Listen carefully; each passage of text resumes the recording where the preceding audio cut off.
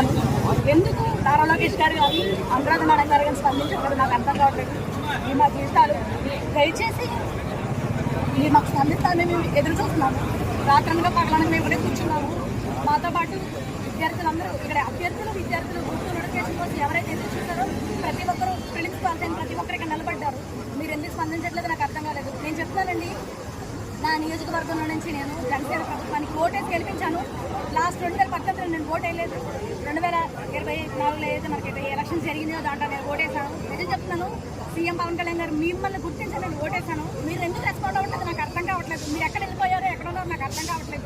ఇంకొక విషయం ఏంటంటే, నారా లోకేష్ గారు మీరు అంటారు కదా నేను మీ విద్యార్థులకి నిరుద్యోగుల కోసం పోరాడుతున్నానని. మీరు ఏం పోరాడుతున్నారండి? మీరు అక్కడెక్కడో ఉన్నారు, మేము ఇక్కడ బాధపడుతున్నాము. మేము ఎందుకు కష్టాలు పడుతున్నాం మాకు తెలుస్తుంది. 5 సంవత్సరాల్లో మాకు నోటిఫికేషన్ లేదు.